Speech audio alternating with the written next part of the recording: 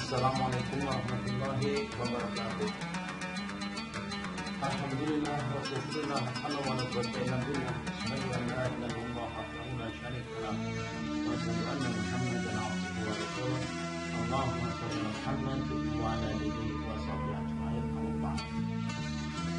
Jadi kita sampai pada ayat 71 dari surah An-Nisa, di mana sebelumnya pada ayat sebelumnya itu Allah menyuruh orang beriman agar berhati-hati terhadap sifat kemunafikan.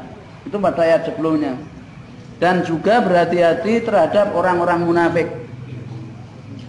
Karena bahayanya orang munafik. Karena bahayanya orang munafik, maka kita harus hati-hati.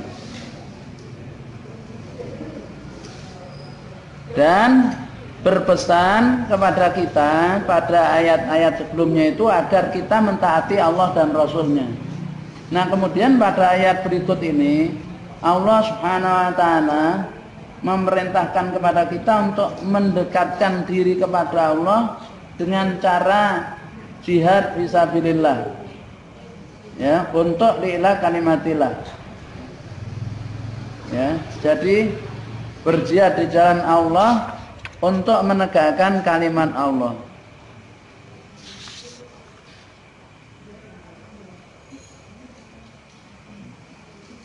Nah, ya.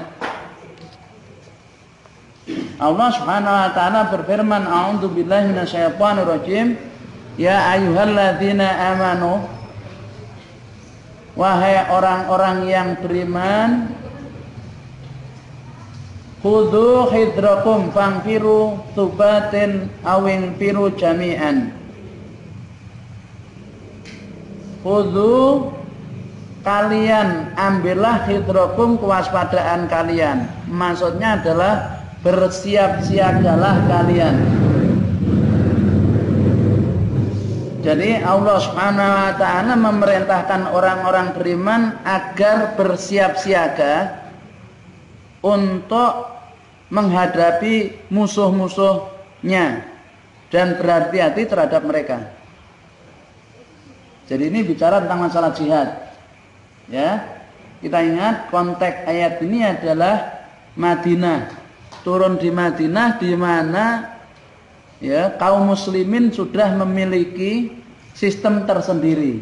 Jadi kalau kita bicara Al-Quran itu kita tidak bisa lepas dari keadaan masyarakat. Jadi ketika Rasulullah SAW dan kaum muslimin di Makkah itu beliau hidup dalam sistem kufur, sistem jahiliyah. Rasulullah bukanlah seorang pemimpin di sistem itu.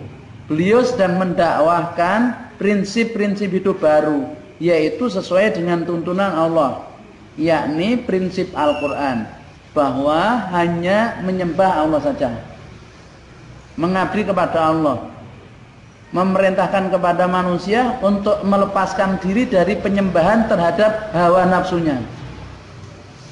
Nah, diperintah menyembah Allah. Kemudian dakwah berjalan, kita lihat 13 tahun. Ringkas kisah, Rasulullah hijrah ke Madinah atas perintah Allah. Nah, kemudian dibaiat oleh orang-orang Madinah untuk menjadi kepala negara. Maka ketika berada di Madinah, Rasulullah SAW adalah seorang rasul sekaligus Raisud Daulah, kepala negara. Jadi jabatan rasul itu didapat dari Allah dengan diturunkan wahyu. Adapun jabatan sebagai Raisud Daulah dibaiat oleh orang-orang Ansor ketika berada di, yaitu Aqabah, di lembah Aqabah, disebut dengan baiat Al-Aqabah yang kedua. Kemudian Rasulullah hijrah, ya, ke Madinah. Maka di Madinah Rasulullah sebagai kepala negara. Maka aktivitas Rasul adalah aktivitas kenegaraan ketika di Madinah. Nah, beliau punya pasukan. Maka konteks jihad di ayat ini adalah jihad yang dipimpin oleh negara, bukan ketika periode Makkah. Nah, kalau kita kaitkan dengan konteks sekarang, ditarik sekarang, kaum muslimin tidak hidup di dalam sistem Islam. Saat ini sistem Islam sudah lenyap dengan diruntuhkannya yaitu Turki Utsmani, kekhilafan Turki Utsmani. Maka sekarang dikatakan berada pada fase yang keempat, yaitu mulkan jabriyatan itu. Diktator militer, artinya kaum muslimin tidak sedang memimpin kekuasaan. Oleh karena itu, konteks ini jihad dalam konteks negara ini tidak ada sekarang. Yang terjadi adalah jihad dalam mempertahankan diri ketika diserang oleh musuh, seperti di Afghanistan, ya, di Palestina dan sebagainya. Nah, maka dalam konteks ini, yaitu ayat ini adalah bicara tentang kerangka sistem. Ini yang harus dipahami. Sehingga nanti ayat ini tidak bisa diterapkan di negeri kita ini. Ya, maksudnya adalah bukan kemudian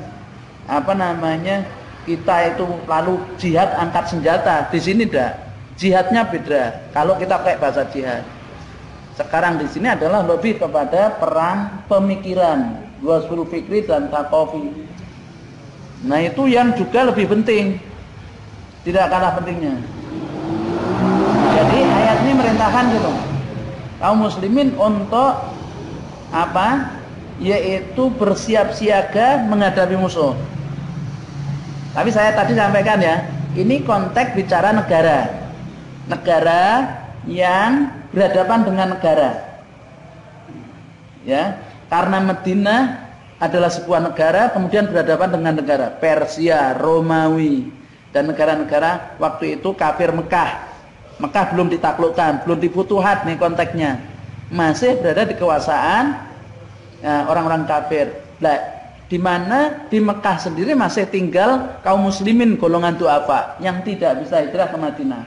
Maka disinilah yang kita harus pahami.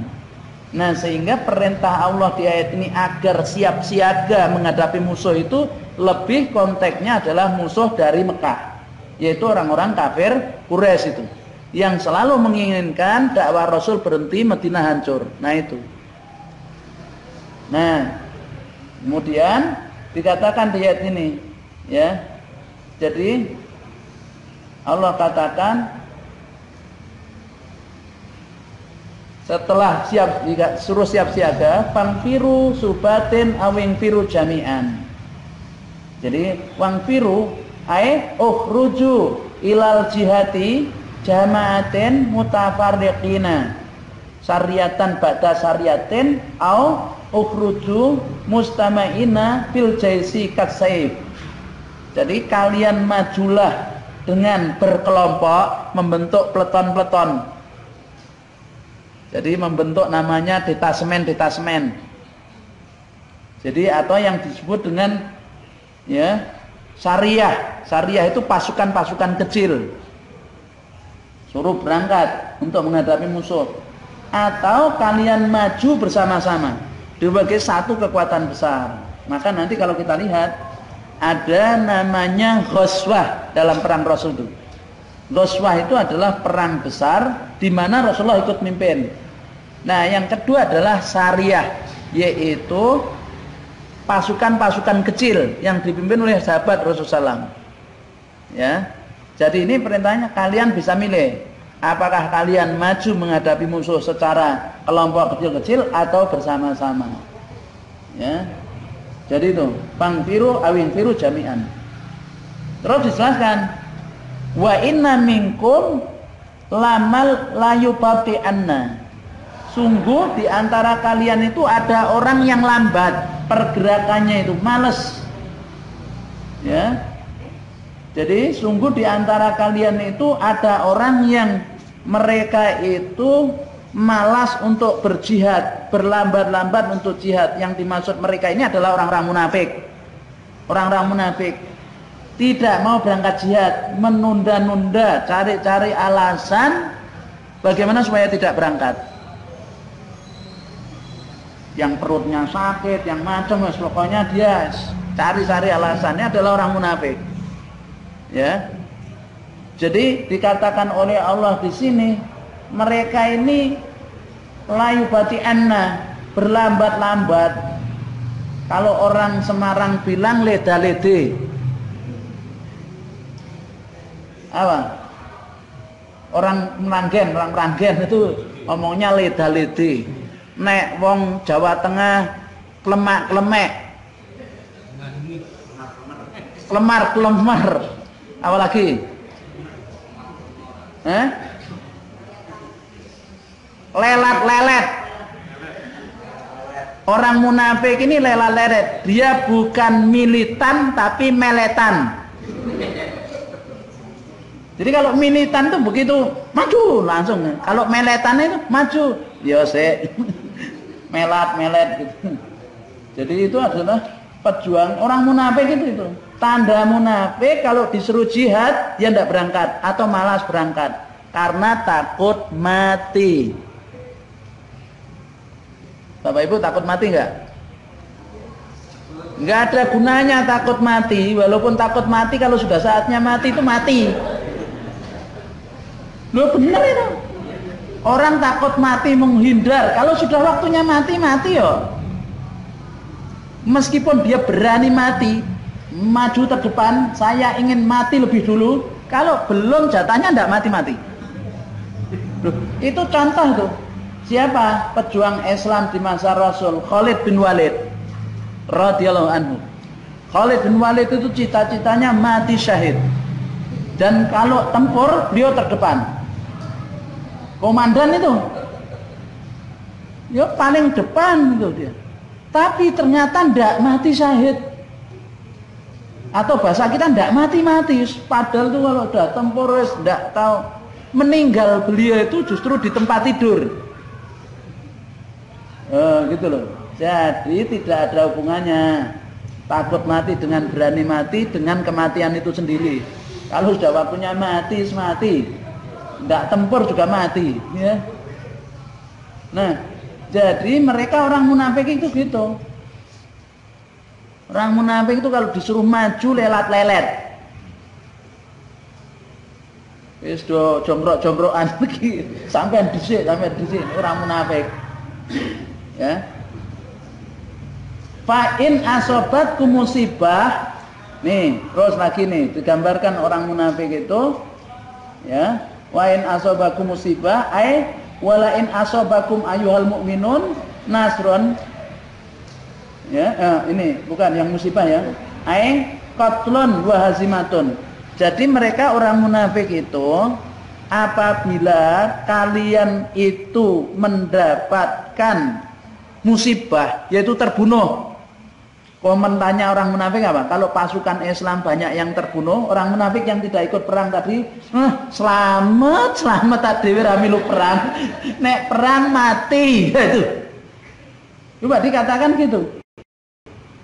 Gini, dia mengatakan gini, ini, ya. Qala qad an'amallahu alaina. Wah ini memang kurang ajar orang munafik itu. Kalau kaum muslimin, saudaranya muslim atau dia enggak nganggap saudara memang. Ya, jadi kalau kaum muslimin itu dapat musibah, walain asobakum musibah, asobatkum musibah.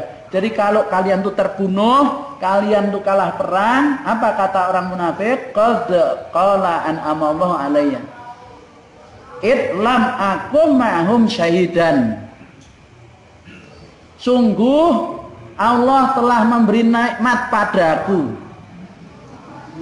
Jadi kalau dijawakan untung aku meramilu perang, wis nek perang mati. Ya, selamat. Memang Allah sayang sama saya, Allah menyelamatkan saya. Ini yang kurang ajar.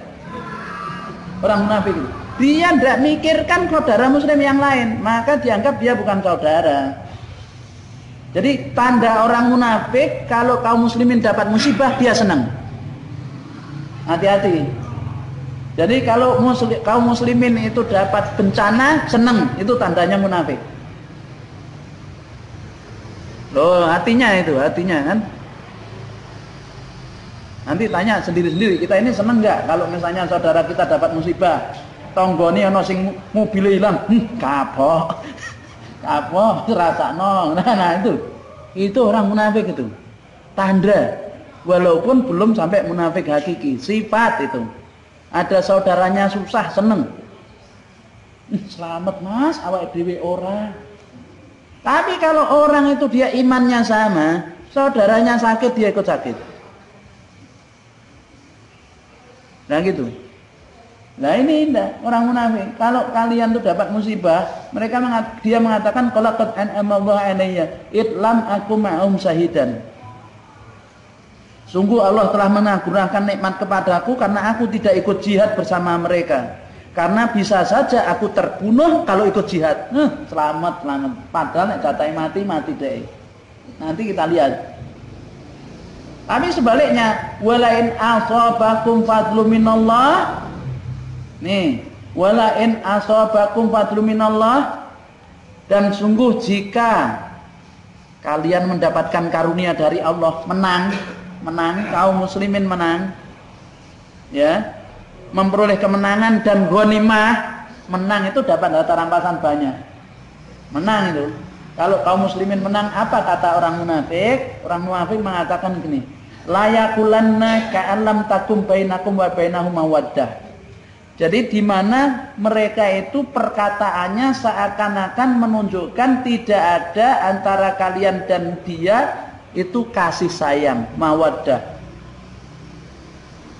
Ya.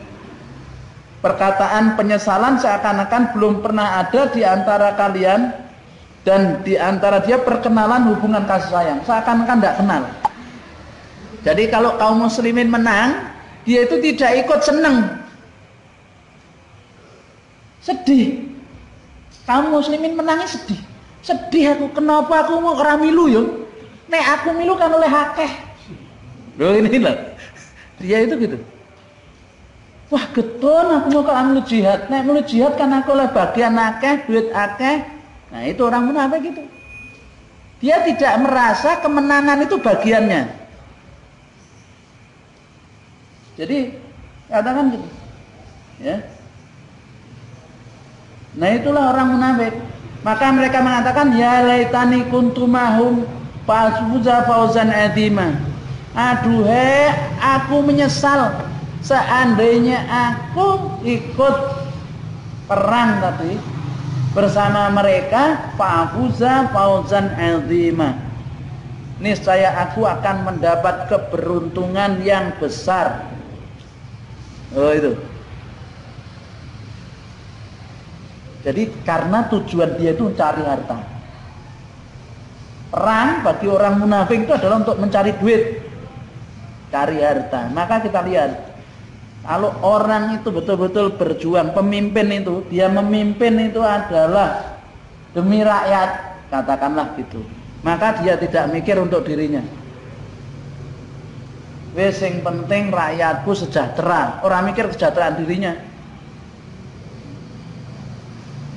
Contoh, di dalam perjalanan kaum muslimin, Abu Bakar As-Siddiq radhiyallahu anhu, Umar bin Khattab radhiyallahu anhu, di mana beliau bagaimana? Memimpin dalam kerangka mensejahterakan rakyat, bukan untuk kepentingan pribadinya. Maka beliau tidak mau makan kalau rakyatnya tidak makan. Bahkan rakyatnya yang harus makan dulu. Nah sekarang bagaimana? Dah jenengan bisa baca sendiri. Jadi kalau orang tanda, orang munafik itu dia jihad adalah untuk dunia. Karenanya kalau misalnya kaum muslimin menang, dia merasa nyesel kenapa kok tidak ikut. Nah, kalau ikut dapat bagian harta terbanyak. Karenanya dia mengatakan yaitu fa'afuza fauzan azima. Nah ini. Nah maka kemudian setelah Allah mengecam orang yang terlambat perang di jalan Allah, maka Allah suka terhadap orang mukmin yang berperang di jalannya. Jadi setelah tadi dikecam kan orang yang meletan tadi, ya kalau diperintah perang itu leda-lede, ya takut mati. Kalau kaum muslimin kalah dia seneng. Kalau kaum muslimin menang dia menyesal, ya. Maka kemudian Allah Subhanahu wa taala ayat berikut ini adalah memuji terhadap orang-orang yang berperang, orang mukmin yang berperang di jalannya karena Allah. Maka Allah katakan, fal yuqatil fi sabilillah alladzina yasrunal hayatad dunya bil akhirah. Maka hendaklah berperang di jalan Allah, yaitu alladzina yasrunal hayatad dunya bil akhirah. Orang-orang yang mereka telah menukar, ya, telah menukar kehidupan dunia dengan akhirat. Siapa dia? Yaitu orang-orang yang dia itu menginginkan kehidupan akhirat daripada dunia. Yang dipikir itu akhiratnya. Pengennya itu mati syahid terus, ya, supaya bertemu dengan kenikmatan akhirat. Nah ini adalah kalau orang sudah, Allah kan berfirman, innallaha astara minal mu'minina amwalahum wa anfusahum bi anna lahumul jannah. Sungguh Allah telah membeli dari orang-orang mukmin harta mereka dan jiwa mereka itu dengan surga. Jadi ditransaksi, ya, transaksi dengan Allah itu harta dan jiwa kita dibeli dengan surga. Mau nggak? Kalau mau maka di situ jihad konteksnya. Dan ini yang ditakuti orang kafir. Jihad itu, kata-kata jihad itu loh mereka takut. Baru kata-kata. Karenanya kemudian jihad itu di apa namanya? Di black campaign, di propaganda hitam. Sehingga supaya takut orang kata jihad, kalau perlu kata jihad ini dihapus dalam literatur Islam. Nah gitu. Karena takutnya itu. Ya. Nah, jadi Allah memerintahkan supaya orang yang menukar kehidupan dunia dengan akhirat, yang ingin akhirat itu adalah dia berjihad di jalan Allah. Ya. Jadi ini mengikhlaskan diri dan hartanya di jalan Allah. Mereka adalah orang-orang yang menukar kehidupan dunia dan akhirat. Jadi orang yang dia mengikhlaskan dirinya, hartanya dan dirinya di jalan Allah, dialah yang menukar kehidupan dunia dengan akhirat. Maka Allah katakan orang yang demikian ini, wa may yuqtal fi sabilillah, orang yang ikhlas tadi, yaitu mengikhlaskan hartanya dan dirinya di jalan Allah itu, kalau dia terbunuh mati syahid. Payuktal, ya, dia terbunuh, au yaglib, atau dia itu menang. Jadi barang siapa yang berjihad di jalan Allah kemudian gugur atau memperoleh kemenangan, Allah katakan fasaufa nu'tihi, maka kelak kami akan berikan kepadanya ajron azima, pahala yang besar.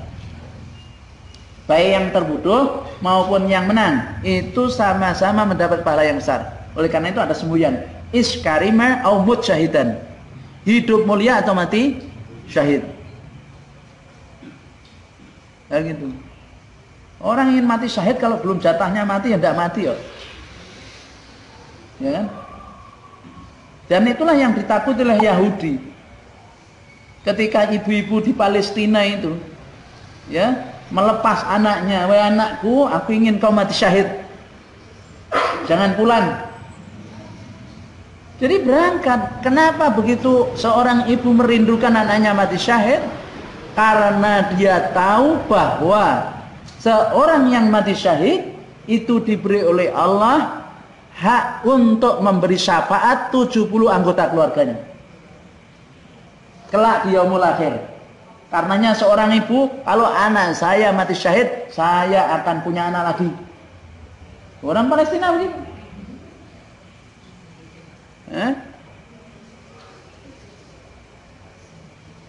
Sehingga seorang wanita itu punya anak 10, 12, itu biasa wanita-wanita Palestina itu.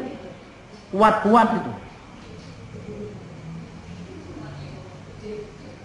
Masya Allah itu berkah itu benar di sana itu. Sampai orang Yahudi itu gede-gede ngelihat kaum muslimin ya. Dan anak sana yang namanya jihad itu makanan harian, bom meledak duduk. Dia tetap bermain aja sepak bola. Ini tahu ada bom, dan biasa.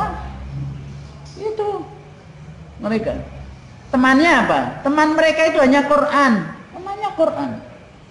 Kalau sudah baca Quran, gini tahu-tahu masjidnya dibom, itu dia tenang saja, paling cuma nafsu. Setelah itu ya biasa. Jadi karena itu sudah menjadi harian mereka itu. Jadi Allah katakan ini ayat-ayat seperti ini mereka paham betul dan mereka merasakan bahwa janji Allah itu pasti fasaufanuti ajron azima. Kelak kami akan beri dia itu adalah balasan yang besar. Ya. Sebagaimana hadis gini. Hadis ini. Yakni dua kebaikan, memperoleh satu di antara dua kebaikan, yaitu mati syahid atau ghanimah. Hal ini sebagaimana dalam hadis Allah menjamin orang yang keluar berperang di jalan Allah, dia tidak keluar melainkan berjihad di jalanku, iman kepadaku dan membenarkan Rasulku, maka dia berada dalam jaminanku. Aku akan memasukkannya dalam surga, atau aku kembalikan dia kepada tempat tinggalnya yang ia keluar darinya dengan memperoleh pahala atau ghanimah, harta rampasan perang. Jadi kalau mati dimasukkan surga, maka Allah katakan ya, wala taqulu liman yuqtalu fi sabilillahi amwat bal ahya'u walakin la tash'urun. Jangan kalian katakan, jangan kau katakan wala taqulu, jangan kalian katakan orang yang terbunuh di jalan Allah itu mati. Bal ahya, tapi hidup. Walakin la tash'urun, kalian tidak sadar. Oh itu. Jadi ini ya, janji Allah Subhanahu wa taala. Maka ketika kaum muslimin pada saat itu ya, konteksnya ayat ini pada saat itu menunda-nunda perang. Menunda perang apa? Tidak segera membebaskan saudaranya yang tertindas di Mekah. Ya. Di Makkah itu Allah Subhanahu wa taala bertanya, yang kalimat ini untuk memotivasi jihad. Wa malakum la tuqatiluna fi sabilillah. Wa malakum la tuqatiluna fi sabilillah. Mengapa kalian tidak berperang di jalan Allah? Ini untuk motivasi jihad. Mengapa kamu hai orang-orang mukmin kalian tidak mau berperang di jalan Allah?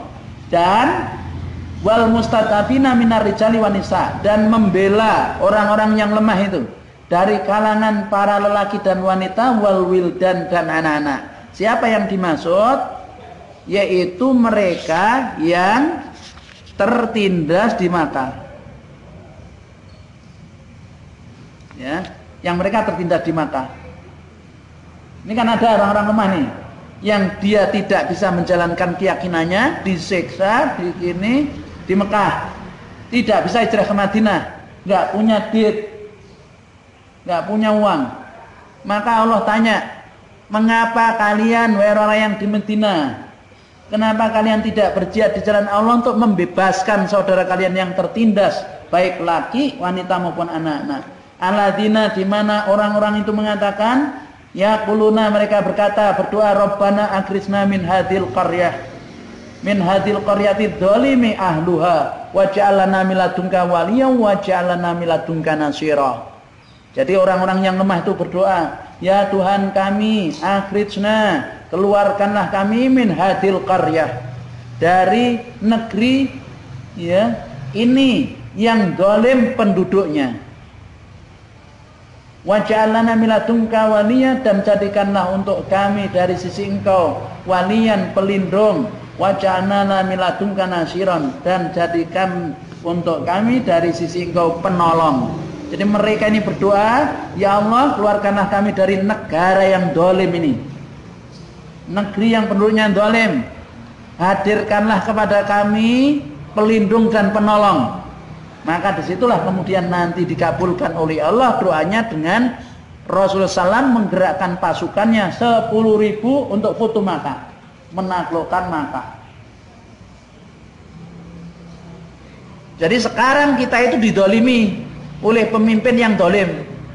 Maka doa, minimal itu doa, ya Allah berilah saya pemimpin yang adil, ganti yang dolim itu jadi adil. Nah gitu. Doa saja tidak berani. Doa bondrone apa? Wong abab ya tuh. Doa kan bondo abab. Wong anggota dewan aja berani berdoanya kenceng gitu kan? Ya Allah, kalau memang mereka ada niatan untuk baik dan bertobat, terima tobatnya, kan gitu kan? Kalau tidak, ganti ya Allah, kan gitu. Dengan yang lebih baik. Itu padahal resikonya. Ya kan, dicopot. Kita nggak ada resiko apa-apa. Doa selipkan di dalam setiap doa-doa kita sholat itu, minta diberi pemimpin yang adil. Bukan hanya sistemnya yang adil. Nah gitu. Wes, kalau semua kaum muslimin doa seperti itu, kekuatan doa. Doa silahul mukmin. Doa itu senjatanya orang mukmin. Lho dungane disimpen terus. Dungane mung individu tok isine. Ya. Doa untuk dirinya sendiri saja. Kenapa enggak mendoakan kaum muslim, doakan nih. Nah gitu.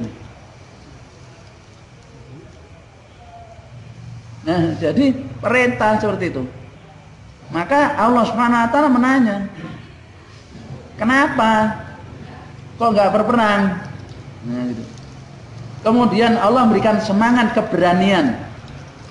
Ya. Semangat keberanian kepada dan keinginan untuk berjihad dengan firman-Nya ini, alladzina amanu yuqatiluna fisabilillah. Ini memberi semangat orang-orang yang beriman itu berperangnya di jalan Allah, fisabilillah lillah kalimatillah, untuk menjaga Islam dan kaum muslimin, harisul Islam wal muslimin. Itu orang yang beriman. Sebaliknya waladzina kafaru yuqatiluna fisabilit taghut.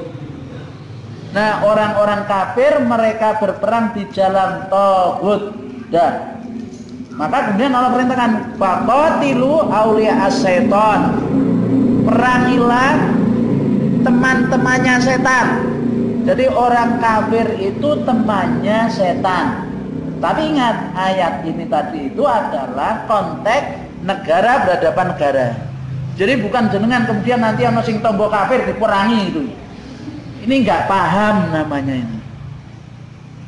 Jadi karenanya ngaji. Jihad ki ana empane papane.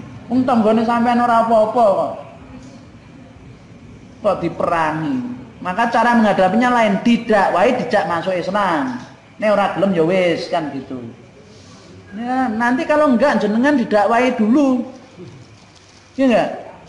Mereka malah mendakwai panjenengan, bawa ini kemudian iya, ada itu. Saya dapat cerita seorang tokoh ya, mantan ketua sebuah ormas besar di negeri ini, didatangi dua wanita penginjil datang ke rumahnya, cantik-cantik itu, bawa Injil, nawari masuk Kristen. Wani loh, wani, padahal minoritas. Wani loh. Loh kita kok gak berani. Ini gak berani mendakwai mereka itu ya. Nah gitu. Dakwai teman dekatnya, dakwai. Masuk Islam, Mbak, nek pengen selamat dunia akhirat. Oh ya urus aku. Ya wis aku sing penting ngajak lho ya, sok aja komplain ning akhirat ngono. Engko jarene komplain tanggoku ora ngajak. Dateng nih. Gitu. Wong si orang kafir aja berani kok. Dia bangga jadi orang kafir. Ahok itu. Iya kan? Dia katakan saya bangga jadi orang kafir gitu.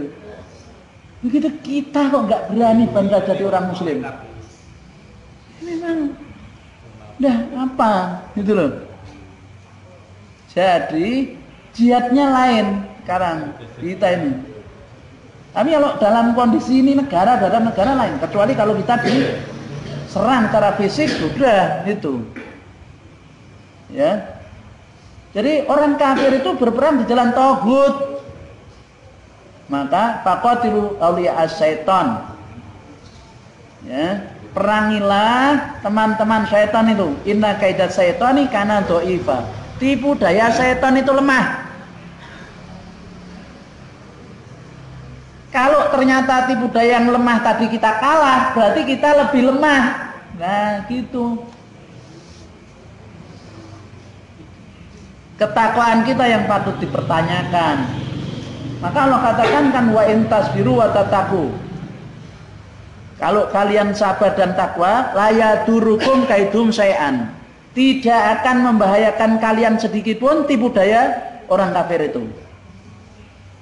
Berarti kaum muslimin tidak sabar dan tidak takwa, tidak sabar jadi orang miskin, pengen kaya mendadak. Malah pilih aku wae 1 miliar mas, nek sampean kok oleh pengikut sini 1 miliar, kebes diwe 1 miliar langsung, ya kan? Kenapa? Karena cinta dunia. Duwe terbeli. Diserang fajar itu loh, serangan fajar 1.000-an, orang 1.000, 50.000 itu. Didol kok suarane 50.000. Ya.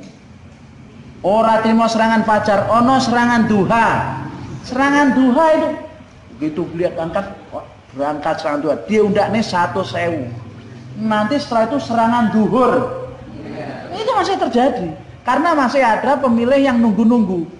Sapa sing akeh kita coblos, sing ra ya ora. Larang rek kiregone. Begitu, habislah sudah. Itulah demokrasi. Yang tidak ada kata halal dan haram. Ya maka selama kaum muslim pakai itu tidak akan pernah sampai kepada apa yang dijanjikan oleh Allah dan Rasulnya. Nah itu. Coba kita lihat nih ayatnya. Ayat berikut ini, ya, coba. Ini yang menyebabkan kenapa kalah itu perang. Perang itu kalah. Nih, ada orang-orang yang seperti ini. Alam tara ilal ladina qila lahum kufu aydiyakum wa aqimus sholata wa atuz zakata. Ayat ini diturunkan, asbabun nuzulnya adalah dari Ibnu Abbas bahwasanya Abdurrahman bin Auf dan teman-temannya datang menghadap Nabi SAW di Makkah dan berkata, wahai Nabiullah, nah ini nih ya, dahulu ketika ya kami masih musyrik, kami ada dalam kemuliaan, tapi setelah kami beriman, kami menjadi orang yang terhina. Nabi SAW bersabda, sesungguhnya aku diperintah dengan ampunan, maka janganlah kalian memerangi orang-orang. Setelah Allah memindahkan beliau ke Madinah, Nabi SAW diperintahkan untuk berperang. Tetapi mereka, Abdurrahman bin Auf dan teman-temannya enggan berperang. Maka Allah menurunkan ayat, tidakkah kamu perhatikan orang-orang yang dikatakan kepada mereka, tahanlah tanganmu dari berperang, dirikanlah sholat dan tunaikanlah zakat. Setelah diwajibkan kepada mereka berperang, tiba-tiba sebagian dari mereka, yaitu golongan munafik, takut kepada manusia seperti takutnya kepada Allah, bahkan lebih sangat dari itu takutnya. Mereka berkata, ya Tuhan kami, mengapa engkau wajibkan kami berperang? Ya, nah ini sebelum perang diturunkan perintahnya nantang-nantang. Nah, setelah diturunkan ya perintah perang, mereka tidak mau perang. Nah ini, maka ada orang gitu kan, ada nggak orang sebelum perang itu nantang-nantang, tapi kemudian setelah diturunkan perintah, bukankah kau lihat ilal ladina qila, orang-orang yang dikatakan lahum pada mereka kufu aidiakum, tahanlah tangan kalian, wa aqimus shalah, kerjakan sholat, wa atuz zakah, bayar zakat. Jadi saat periode Makkah belum ada perintah perang. Dah sholat aja dulu, kemudian bayar zakat atau awal-awal Madinah itu. Tapi nantang perang. Padahal Rasul mengatakan lam nu'mar bidzalik, kita belum diperintah untuk itu. Nanti kalau sudah ada perintah, begitu Allah Subhanahu wa taala mewajibkan falamma kutiba alaihimul qital idza fariqum minhum yahsaunaka ka khasyatillah au asyadda khasyah. Begitu diperintahkan perang, ya, tiba-tiba segolongan dari mereka yang dimaksud orang munafik, mereka itu takut manusia, takut mati. Ka khasyatillah, seperti takutnya kepada Allah. Au asyadda khasyah, bahkan lebih takut. Kemudian berdoa, wa qalu rabbana lima katabta alainal qital, ya Tuhan kami, kenapa kau wajibkan kami berperang? Mbok ya ditunda dulu. Laula akhartana ila ajalin qarib, kalau sekiranya engkau undur dalam waktu yang dekat, mbok nanti saja. Kenapa itu? Karena cinta dunia. Cinta dunia, takut mati. Wis. Udah, kalau orang cinta dunia takut mati tidak berani perang. Wong selain membela agama Allah dan Rasulnya saja ada yang berani mati yuk. Ya kan? Walaupun nyatanya ya nggak berani mati, yang pakai kebal, ilmu kebal, makan gotri. Itu kan ada itu yang makan gotri itu. Wah, latihan kebal, makan gotri terus dibacor atau tedas, itu kan tahu makan gotri, dimasukkan jin dalam dirinya. Cari pasukan berani mati, pakai ilmu kebal, ya nggak berani mati, ya kan? Jadi Bapak Ibu yang dirahmati oleh Allah, ada orang yang takutnya kepada Allah melebihi takutnya kepada manusia. Au asada khasyah, lebih takut lagi. Mereka mengatakan gitu. Ya. Lima katabta alainal qital, mengapa kau wajibkan kami perang? Laula akhartana ila ajalin qarib. Kenapa tidak engkau akhirkan pada waktu yang dekat saja? Maka akibat cinta dunia, maka Allah perintahkan kepada Rasul, qul mata'ud dunya qalil. Katakan Muhammad kepadanya, kesenangan dunia itu sedikit. Mata'ud dunya qalil. Bapak Ibu, Rasulullah menggambarkan sedikitnya dunia dibanding akhirat. Sekiranya dunia dan seisinya ini lebih berat daripada sayap nyamuk, Allah tidak beri minum orang kafir walau seteguk air. Ayo, coba diperhatikan sabda Rasul tuh. Kalau dunia itu lebih berat daripada sayap nyamuk, Allah tidak beri minum orang kafir walaupun seteguk air. Sekarang sayap nyamuk dan dunia, berat mana? Berat mana? Berat sayap nyamuk.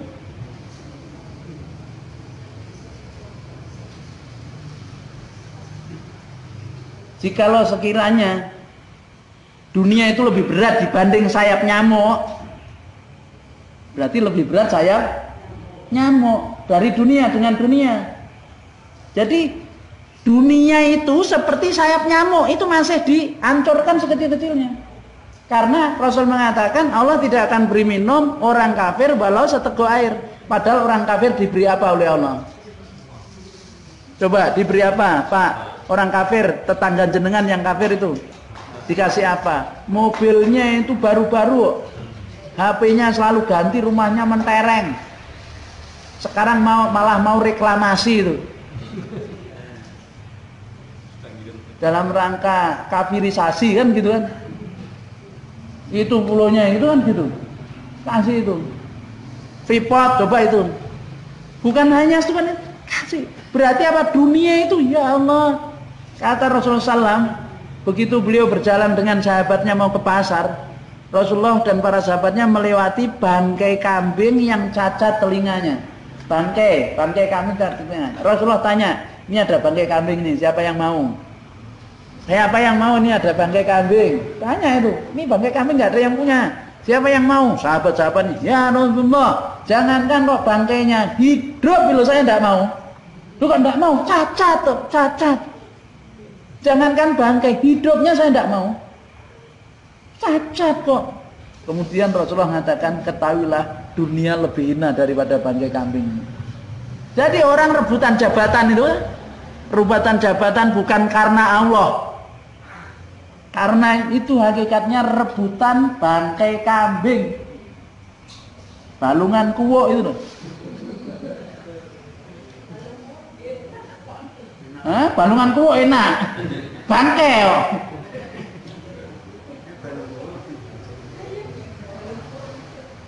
Itu loh.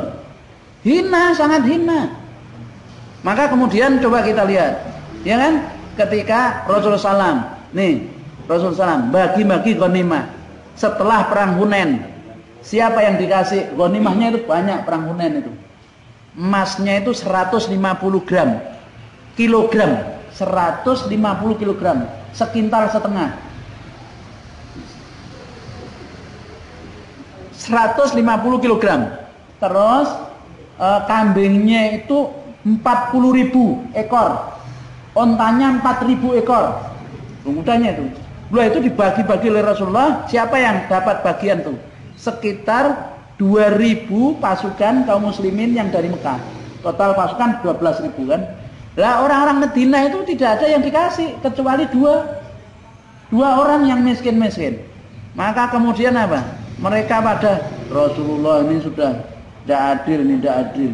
Masa kita nggak ada yang dikasih? Padahal kita yang gini cuma. Rasulullah dengar. Langsung dikumpulkan orang-orang Madinah, Ansar dikumpulkan. Setelah Rasulullah memuji-muji Ansar, ya, kemudian Rasulullah menyampaikan, sekarang pilih mana? Kalian pilih pulang bersama Rasulnya Allah atau bersama dengan sampah-sampah dunia itu. Harta itu sampah dunia. Jadi mereka itu biar pulang bersama dengan sampah-sampah dunia. Jadi harta sampah dunia. Mata dunia qalil, kesenangan dunia sedikit. Coba kita hitung. Bapak Ibu punya rumah berapa? Punya rumah berapa? 2. Mobil berapa? Mobil berapa? Ya, sekarang saya tanya, berapa lama jenengan menikmati rumah jenengan? Ayo wes, hitung berapa lama hidup kita itu banyak di luar rumah. Apalagi orang Jakarta itu tuh, tua di jalan. Ya kan? Sampai rumah jam 11 malam, keluar rumah jam 3 pagi. Berapa lama di rumah? Belum di rumah nanti masih gegeran dengan suami, dengan istri karena pada capeknya, akhirnya ndak nikmat rumahnya. Berapa dinikmati? Berapa persen? Sedikit. Gaji jenengan berapa? Katakan 10 juta. Dinikmati berapa? Wong ditabung, tabung tumpuk, mati ndak dibawa. Jadi rebutan anaknya. Ya kan? Dunia itu kecil yang kita nikmati. Gajinya semakin besar, ndak boleh makan macam-macam. Ya kan? Kolesterol. Terus kena ini, kena itu, berapa yang dimakan? Pecel ndak boleh. Ya kan? Nasi harus ditaker. Manis-manis gula ndak boleh. Ketika ndak punya uang, semua boleh dimakan. Begitu uangnya banyak, kebalikan, ndak boleh makan itu. Jadi dunia itu sedikit. Jenengan punya mobil baru, berapa lama sih nikmatnya mobil baru? Sebentar, begitu sudah lama itu biasa. Biasa. Punya istri. Kok guyu? Berapa lama? Sebentar kan? Paling nanti kalau sudah perot, uang, ya nggak menarik lagi. Sekarang apa? Jadi mata dunia qalil. Kesenangan dunia itu sedikit. Paling lama kita itu menikmati dunia berapa? 40 tahun. Kadang kalau sudah tua itu nggak terasa nikmat dunia. Sudah mau bubuk, ini lorok kabeh ya. Gak nikmat. Kesenangan dunia sedikit. Beda dengan akhirat. Akhirat itu abadi, Yang namanya orang di akhirat tuh nggak ada yang tua. Nom terus. Orang ana sing lara. Orang ana sing lara. Kita di dunia itu kadang sakit boyok. Di akhirat tidak ada sakit boyok. Sampean lembur sedina sewengi lho. Ora ono sakit boyok ora ono. Jannah itu, surga itu gitu. Dah tidak ada ceritanya bosen. Jenengan di dunia makanan paling enak apa? Paling enak. Paling enak apa? Jenengan paling enak makan apa? Selama hidup ini paling enak apa? Coba sampean setiap hari makan itu, enak? Enggak, di akhirat enggak begitu. Enggak ada yang enggak enak. Setiap hari makan itu enak terus. Enak terus. Nah itu dunia sedikit. Gitu aja kita kok berarti dunia. Ya kan? Maka segera tinggalkan dunia gitu. Waduh Ustaz. Loh, rindu bertemu Allah gitu loh. Orang, tapi kalau sudah belum jatahnya ya enggak juga. Nah, karena kan dikatakan wal akhiratu khairul liman ittaqa. Akhirat lebih baik dari untuk orang yang bertakwa. Wala tudlamuna fatila. Kalian tidak akan dianiaya sedikit pun. Siksanya tidak akan ditambah, pahalanya tidak dikurangi. Tidak ditambah siksanya, pahala tidak dikurangi. Malah pahalanya ditambah. Nah itu. Jadi bagi orang yang takwa itu adalah akhirat lebih baik. Maka kita disuruh nyari akhirat. Kalau toh kita itu gegeran di dunia, kita itu geger di dunia, kita harus geger berada di pihak akhirat, bukan di pihak dunia.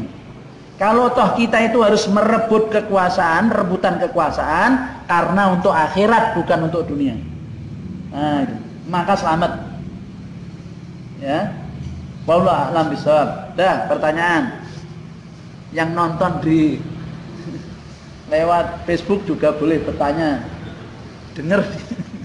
Ya, silakan ditulis pertanyaan. Ini ada berapa orang nih? Lumayan ada 8 atau berapa? Yo, silakan. Ibu-ibu. Ya, tanya singkat, jelas.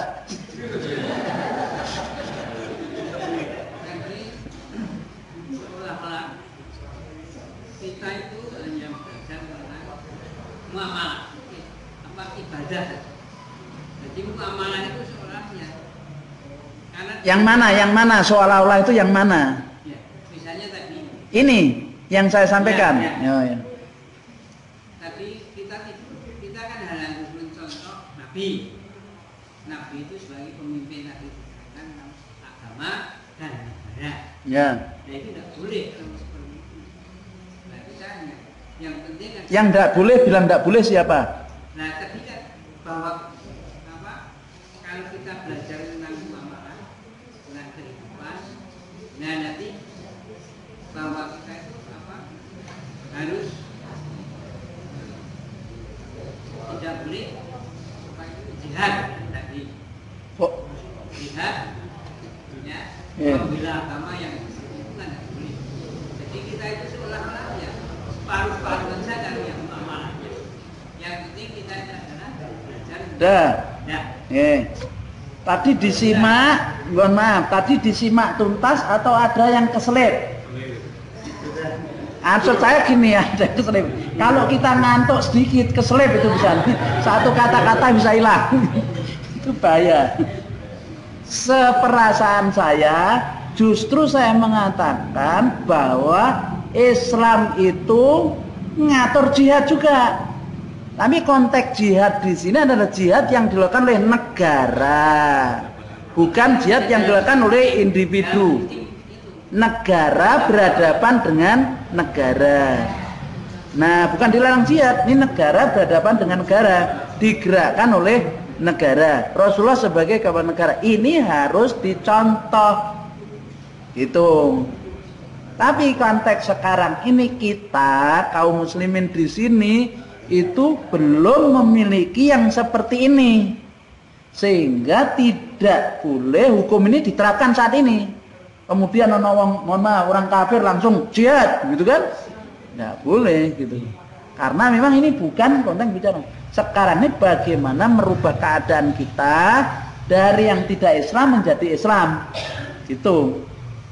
Ya, ibadah yang dimaksud adalah baik itu muamalah maupun selain muamalah maupun mahdoh, semuanya wajib dipelajari oleh kaum muslimin. Karenanya saya dikatakan, maka jangan sampai kalau kita ini merebut kekuasaan itu adalah untuk kepentingan pribadi, gitu loh. Kenapa Rasulullah itu minta kekuasaan loh? Rasulullah itu minta kekuasaan, tapi Rasulullah mengatakan sultanan nasiro, kekuasaan yang untuk menolong agama Allah. Sekarang ketahuan orang yang menolong agama Allah atau orang yang memanfaatkan agama Allah. Ketahuan. Kelihatan, kita bisa bedakan mana orang yang menolong agama Allah, mana orang yang memanfaatkan agamanya Allah. Kelihatan. Dan jenengan bisa nilai sendiri lah. Orang ini memperjuangkan agama Allah, orang ini memanfaatkan agama Allah. Itu bisa, sekarang bisa dilihat. Hikmah dengan kasusnya kepemimpinan rame masalah bin kafir itu menjadi terlihat. Siapa yang memperjuangkan agama Allah dan siapa yang memanfaatkan agama Allah. Nah itu nggak usah dijelaskan, orang lihat, kelihatan. Wallahu a'lam bishawab.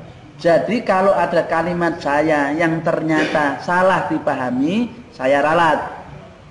Nah itu, karena khawatir salah dipahami kan, nanti kemudian menghasilkan paham salah. Kalau salah paham kan rada lumayan. Kalau paham salah kan bahaya. Kebalik sedikit, ya. Wallahu a'lam bishawab. Jadi contoh kalau Anda sebagai kepala negara, contoh Rasulullah sebagai kepala negara. Bagaimana Rasulullah sebagai kepala negara? Mikirkan kesejahteraan rakyatnya. Kalau perlu Rasulullah nggak makan, rakyatnya makan.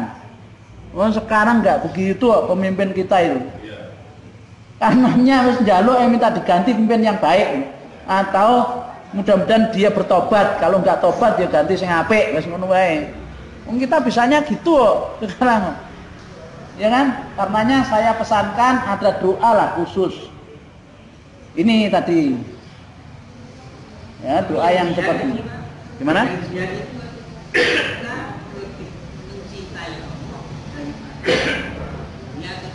Oh iya, ya memang begitu. Ya dia ada tempatnya. Jihad yang bermakna perang itu ada tempat dan momennya. Tidak di setiap tempat orang boleh perang. Di sini Indonesia itu wilayah damai, bukan wilayah perang. Kalau wilayah perang itu seperti di Afghanistan, di Suriah, ya, di Palestina, wilayah perang. Kalau di sini bukan wilayah perang, maka tidak boleh menggunakan senjata. Segini menggunakan pikiran. Sekarang itu, yaitu memerangi pemikiran-pemikiran yang sesat lagi menyesatkan. Ya seperti tadi kalimat misalnya, lebih baik pemimpin kafir yang jujur daripada pemimpin muslim yang korup. Ini namanya nggak seimbang. Nggak seimbang tuh, penipuan itu. Membuat perbandingan tidak seimbang. Ya kalau misalnya jujur ya dibandingkan dengan jujur. Jadi kafir yang jujur pada muslim jujur mana? Gitu bandingannya itu seimbang. Loh masa yang satu dikatakan tidak jujur, yang jujur. Walaupun bisa juga dibantah. Sejujur-jujur orang kafir, sebaik-baik orang kafir mati. Kalau tetap kafir pasti neraka. Ya kan? Maka tidak ada ceritanya orang kafir ngajak ke surga. Ngajaknya ke neraka. Loh kok dipilih? Nah, kita disesatkan dengan pemikiran itu. Wah, gitu terus dicatut dengan media itu. Sejelek-jelek katakan orang muslim, kemudian dia mati tetap muslim, surga. Si ono harapan surga walaupun terakhir. Gitu loh. Nah ini kayak kalimat-kalimat seperti itu kan banyak berkeliaran di dunia medsos. Iya kan? Karenanya saya itu dapat apa namanya kiriman, apa jenis kiriman? Ini tak sewebar terus tadi, ya bagus karena kalimatnya bagus, menurut saya bagus, ya. Jadi nih kalimatnya.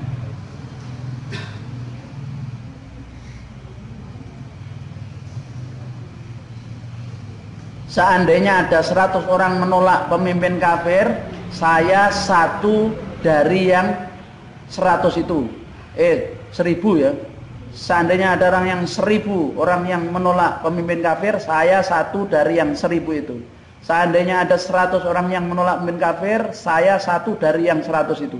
Seandainya hanya ada 10 orang yang menolak pemimpin kafir, saya satu dari yang 10. Seandainya hanya ada 1 orang yang menolak, maka sayalah orangnya. Wah gitu. Ya, sayalah orangnya itu, yang satu itu. Seandainya semua media cetak maupun elektronik bersatu untuk mengangkat citra orang kafir itu berulang-ulang setiap hari, setiap waktu agar timbul kekaguman terhadap orang kafir itu, sedikit pun takkan saya kagum kepadanya.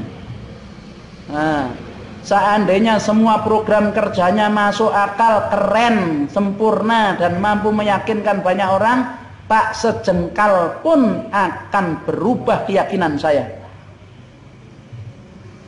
Seandainya semua partai bersatu memilih pemimpin kafir, bahkan jika semua partai-partai Islam bersatu ikut-ikutan memilih orang kafir, maka saya berlepas diri dari kezaliman mereka dan semua akibatnya.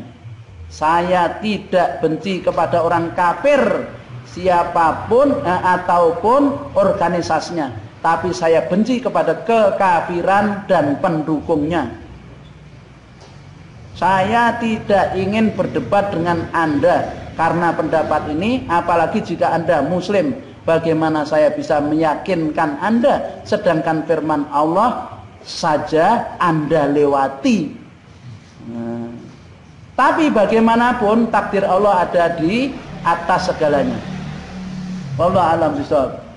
Nah itu, udah gitu. Ini keyakinan. Ya.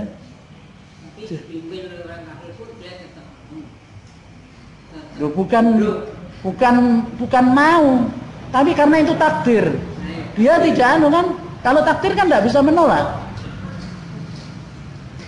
Nah, jadi ya iya kan, takdir tidak bisa menolak. Bisa enggak kita nolak takdir? Tidak bisa. Maka yang dituntut kan usaha, bukan berserah pada takdir. Kan gitu. Maka kita di situ. Wallahu a'lam bishawab. Nah, jadi gitu, kuat itu keyakinan itu. Ya. Wallahu a'lam. Terus berikutnya, ini ada yang tanya ini. Dengan iman, ini ada dari anu dulu ya. Dengan iman yang naik turun, bagaimana caranya kita bisa istiqomah di jalan Allah? Ini dari Mas Hendri Priutomo. Ya, nah. Jadi dengan iman yang naik turun, bagaimana kita caranya istiqomah di jalan Allah?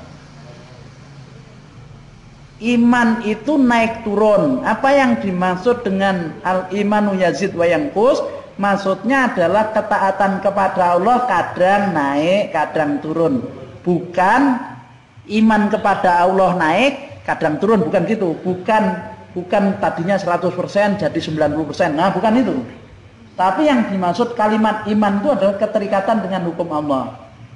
Nah, bagaimana supaya bisa istiqomah? Bagaimana supaya bisa istiqomah? Ya, orang itu, maka yang pertama, agar kita istiqomah, ya, itu adalah, kalau bahasa saya, orang harus ngaji. Ngaji 1 minggu sekali. Minimal 2 jam, 1,5 sampai 2 jam. Kalau nggak ngaji 1 minggu sekali, Jumatan sekali seminggu nggak boleh ngantuk ketika Jumat. Lu ngantuk Jumatan tidur, tidur Jumatan. Bukan godaan. Tahu sudah godaan kok mau digoda. Kalau ibu-ibu kan enggak Jumatan. Bapak-bapak Jumatan, saya kalau khotbah di sini itu Masya Allah ini tidur mana?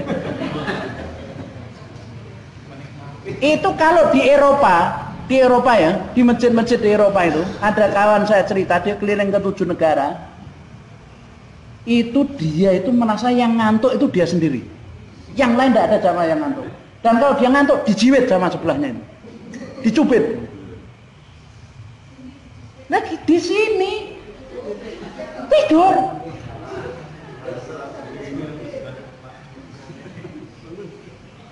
Coba sekali-kali Jumatan itu kalau kita itu tidak tidur gitu loh. Pokoknya cari cara misalnya ngantuk pindah gini tidak apa. Saya kapan jadwal khotbah ini? Besok metak gitu. Saya ingatkan pertama jangan tidur. Gak tahu kalau kata apa namanya itu tadi karena khotibnya lemah lembut Ustaz. Khotib lemah lembut itu sama dengan mendayu-dayu. Ya jadi terhibur terus tidur tuh ya. Lu harusnya khotib itu kalau khotbah kayak orang marah. Mukanya merah padam, itulah Rasulullah SAW. Saudara-saudara, begitu kan? Kiamat sebentar lagi datang. Bagaimana kamu? Jadi ngaji pertama. Insya Allah kalau ngaji 1 minggu sekali dengan serius, nanti bisa istiqomah. Kalau ingin istiqomah, ikhlas. Orang ikhlas istiqomah. Ikhlas berarti dia melakukan karena Allah. Sudah nggak mikir. Sudah mikirnya pokoknya untuk mati. Mikir itu mati sekarang kan. Coba sekarang berapa banyak kita ingat mati. Dia jodoh besok mati. Istiqomah insya Allah. Kita itu kan merasa panjang umur. Apalagi ono ulang tahunnya bisa nih ulang tahunnya. Panjang umurnya. Ya Allah itu tidak ada tuntunan dalam Islam. Akhirnya apa? Terbuai. Masih lama mas. Gue nawis tua. Cik nom di kata-kata nesek. Padahal mati muda sekarang banyak. Iya kan? Loh ini, kalau ingin istiqomah, ikhlas melakukan karena Allah, istiqomah. Tapi kalau nggak ikhlas, putus di tengah jalan. Kenapa sih orang putus? Karena nggak ikhlas. Dia ada kepentingan. Misalnya, kepentingannya apa? Dapat istri. Begitu pengajian setelah dapat istri, ya nggak berangkat lagi. Dapat suami, begitu. Udah. Jadi kuncinya supaya istiqomah ikhlas. Supaya ikhlas, bagaimana Ustaz? Supaya ikhlas yaitu mujahadah. Berjuang sungguh-sungguh itu. Terus yang kedua minta kepada Allah. Doanya kan sudah pernah saya ajarkan kan? Allahumma ja'al amali kullahu sholihan waj'alhu liwajhika kholisan wala taj'al li ahadin fi syai'a. Itu doanya Umar bin Khattab. Atau doa Rasulullah SAW, Rabbana la tu'zi' qulubana ba'da idh hadaitana wa hab lana min ladunka rahmah innaka antal wahhab. Atau jenengan istighfar sehari 1000 kali. 1000 kali minimal. Itu sunnah Ustaz? Tidak sunnah. Itu resep saya. Maksudnya ada dari Nabi? Tidak ada. Nabi 100 kali. Lu nek Nabi wis 100. Nabi 100, Nabi Rasulullah SAW 100. Selevel Rasulullah SAW 100 sehari istighfar. Lah kita ini harusnya berapa? Lu kalau Rasulullah SAW itu sudah diampuni dosanya patiya 100 sampean ki sing ora jelas kita ini diampuni kok cek 100 itu. Ya para ya Allah ya Rabbi. Terus piye njur?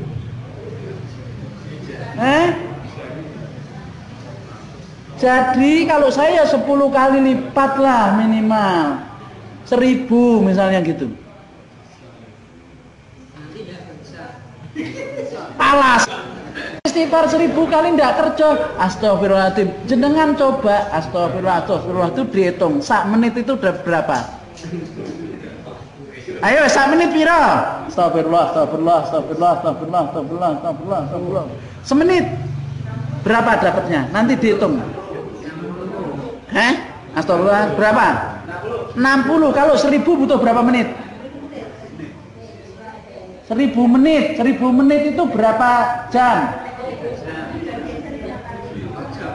Oh 1000 menit sak menit. Sak menit 60. Kalau 1 menit 60 kali 1000 menit berapa? 60.000. Ya enggak? Wong 1 menit 60 kali. Bisa astagfirullah 1 menit 60 kali. 1000 dibagi 60 berapa? Matematikane dhisik piye? Hah? 10 aja 600 tuh. 10 menit 600. 20 menit 1200. Butuh seperempat jam lho. 1000. Ngono kok ora sempat kerja. Coba ini. Dah, mau apa lagi?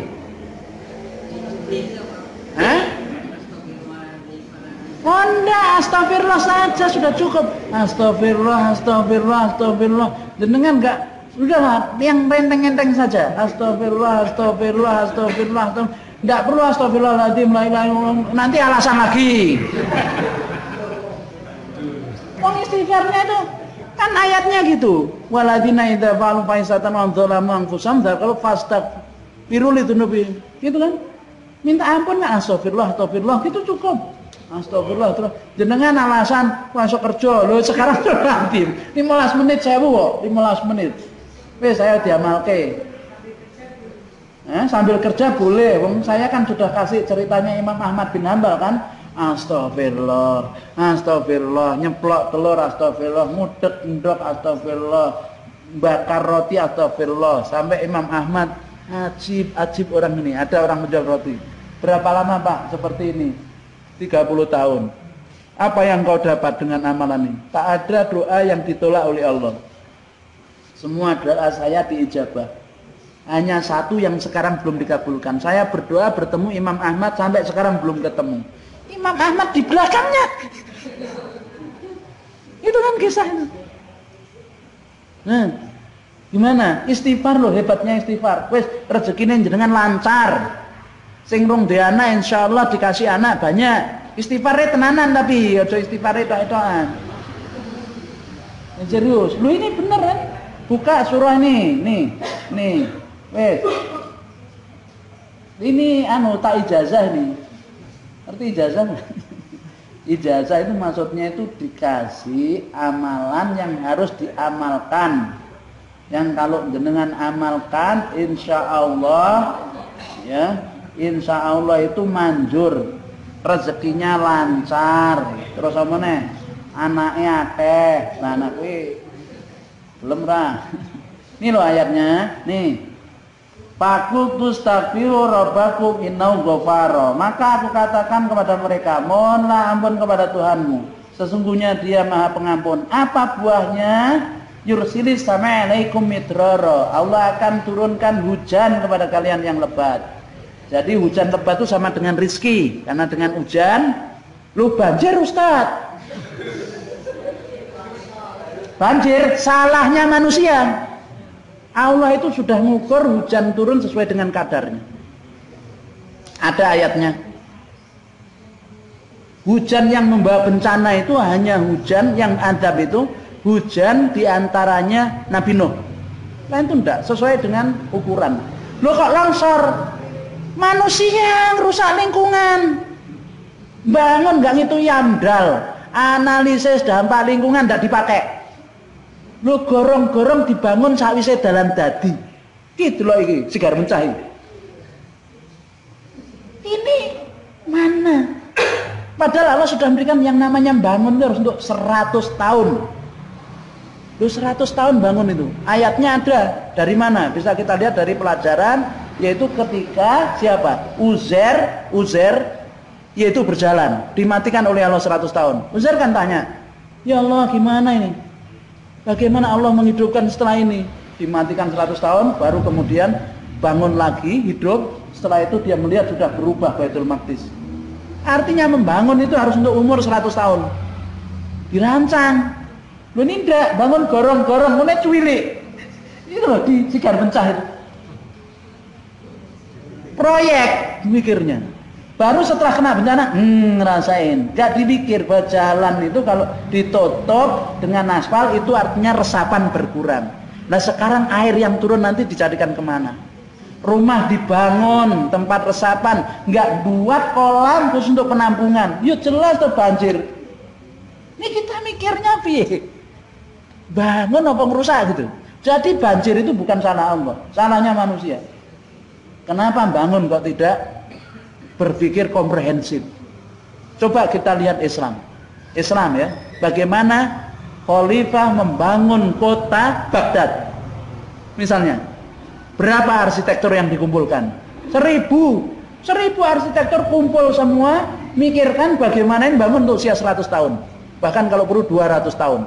Maka dipikir tadi harus ada saluran uang, udah dirancang. Kita ndak, pendekatannya proyek ya bubar. Lo ngono disalahne udane.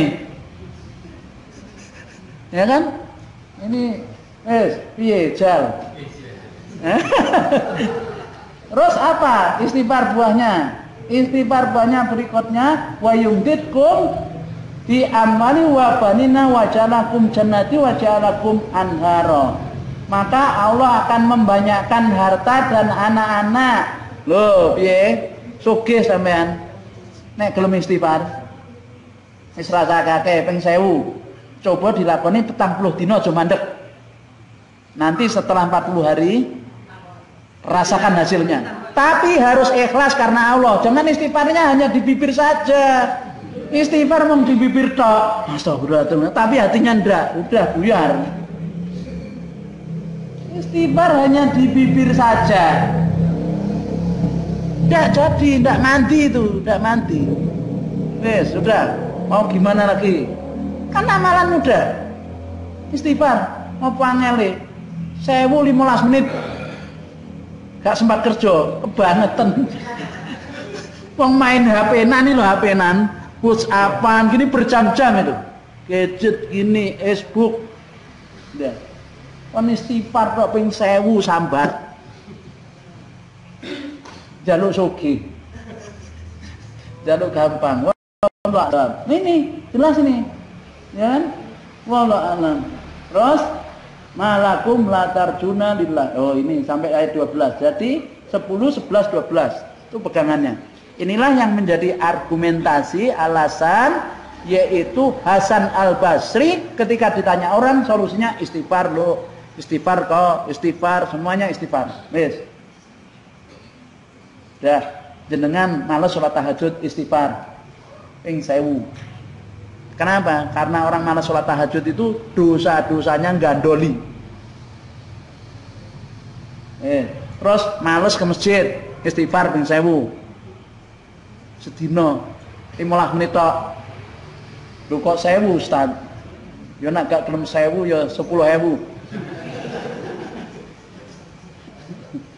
Lah wong Rasulullah 100 kita 100 itu loh.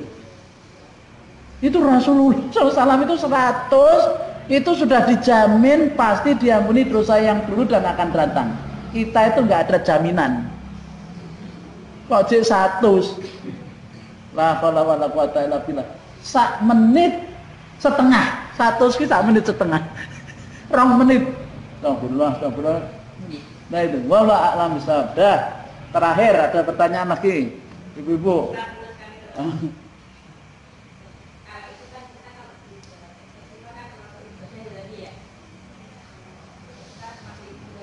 Apa itu? Istighfar, ya.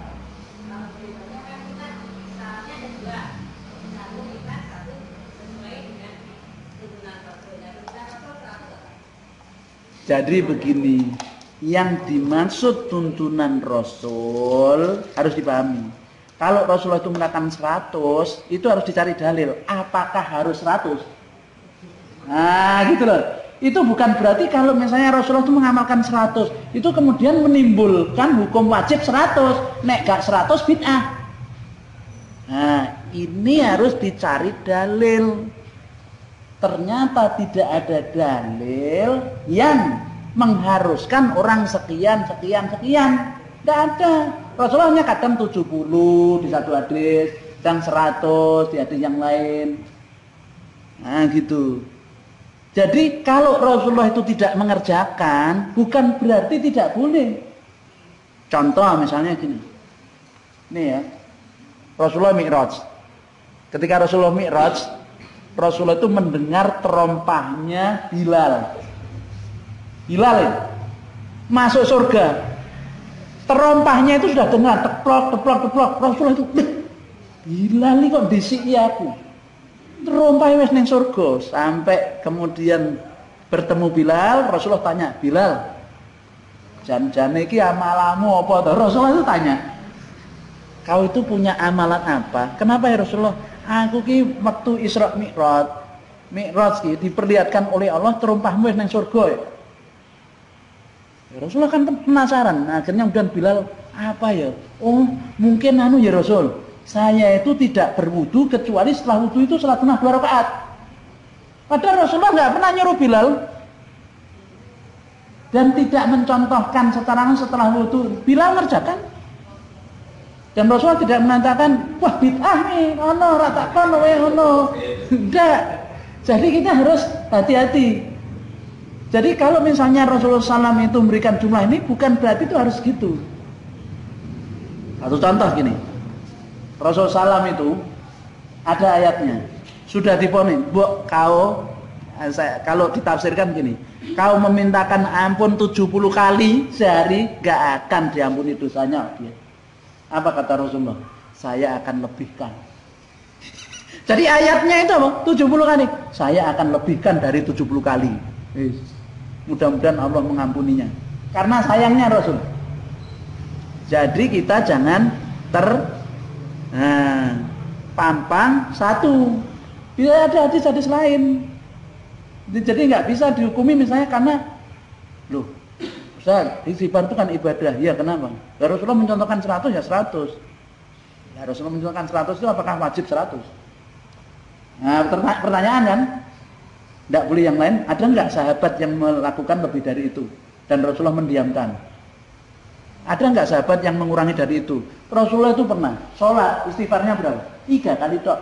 Astagfirullah. Udah selesai. Setelah itu pergi. Nah, berarti kadang-kadang sekian, kadang-kadang 33, kadang-kadang 100, kadang-kadang 70. Berarti tidak ada jumlah yang pasti. Nah, seperti itu. Wallahu a'lam bishawab. Maka kalau kita baru ketemu satu hadis, kemudian ada orang lain gini-gini, ya sudah, kita aja, maksudnya, wah, saya kok mantep, iya monggo, tapi kita tidak boleh, wah itu nggak sesuai tuntunan Rasul. Nah, nggak bisa. Karena hadisnya baru satu yang kita bisa. Padahal hadis itu sebenarnya ribuan. Ya. Allah a'lam bishawab. Jadi gitu. Istighfar tidak ada jumlah yang pasti. Yang Rasulullah mengatakan harus gini. Nah, makan jenengan sak kesele. Wong ora istighfar ya oleh. Gitu loh. Ya. Wallahu a'lam bishawab. Ning jenengan kok kebangetan kita enggak istighfar itu. Udah sekarang jenengan enggak usah dihitung. Sak kuwesele. Ben mlaku ya astagfirullah apik we apik. Ya, wallahu a'lam bishawab. Sudah nanti insyaallah rezekinya lancar. Oh, paling seneng kan dari rezeki lancar. Jodone gansar. Amin. Ya. Wallahu a'lam bishawab. Dah saya pikir itu jam 10. Ya, sekali-kali tidak apa-apa ya. Kita akhiri dengan doa kafaratul majelis. Bismillahirrahmanirrahim. Subhanakallahumma wa bihamdika asyhadu alla ilaha illa anta astaghfiruka wa atubu ilaik. Assalamualaikum warahmatullahi wabarakatuh. warahmatullahi wabarakatuh.